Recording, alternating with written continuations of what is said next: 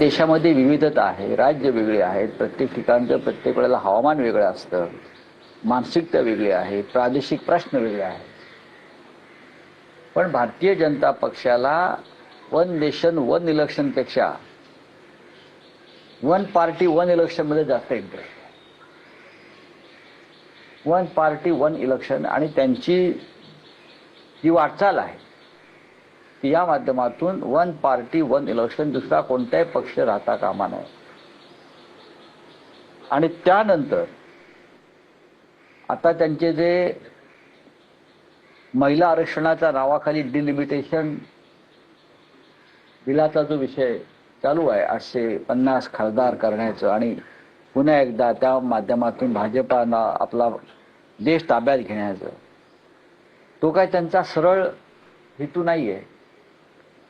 850 खासदार झाल्यावर ते संविधानामध्ये बदल करून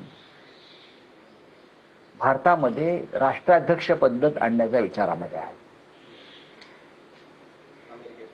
राष्ट्राध्यक्ष पद्धत म्हणजे ट्रम्प ज्या मूर्ख पद्धतीने राज्य करतोय असा कोणी एखादा मूर्ख जो आपल्याकडे आहे तो त्या पद्धतीने इथे देशामध्ये माथेफिरूपणाने राज्य करू शकतो. रेसिडेन्शियल डेमोक्रेटिक पद्धत म्हणजे राष्ट्राध्यक्षाला अमर्याद अधिकार, तिथे निवडणुकांची गरजच नसते. प्रेसिडेंट मंत्रिमंडळ जे आहे आपल्याला हवे असलेली माणसं नेमतो, निवडून आलेल्या लोकांतूनच तुम्हाला मंत्री बनवायला पाहिजे वगैरे असं नाही कॅबिनेट. तर भाजपची वाटचाल ही आता या क्षणी त्या दिशेने सुरू आहे आणि त्या दिशेने त्यांच्या बैठका आणि काम सुरू आहे. म्हणून आधी डिलिमिटेशन बिल मंजूर करायचं.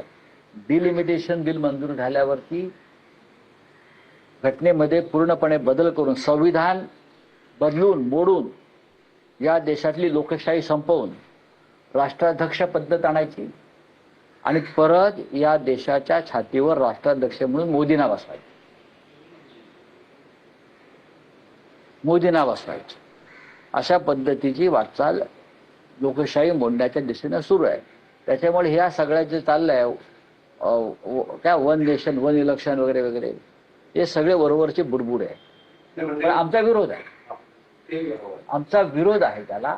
या देशामध्ये परंपरेनं भारतीय घटनेनुसार जी पद्धत सुरू आलेली आहे, भारतीय संविधानाने जी दिशा लोकशाहीला दिलेली आहे, डॉक्टर आंबेडकर आणि त्यांच्या सहकाऱ्यांनी जो मार्ग आम्हाला दिलेला आहे तो मार्ग कोणालाही असा उखडून फेकता येणार नाही. या देशाच्या संविधानानुसारच या देशातली संसद, लोकशाही आणि निवडणुका होतील ही आमची भूमिका आहे.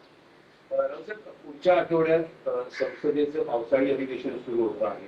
त्याआधी असं म्हटलं जात आहे, एक जोरदार शक्यता व्यक्त केली जाते की केंद्रीय मंत्रिमंडळात फेरबदल होऊ शकतात, विस्तार होऊ शकतो आणि काही नावं चर्चेत येत आहेत.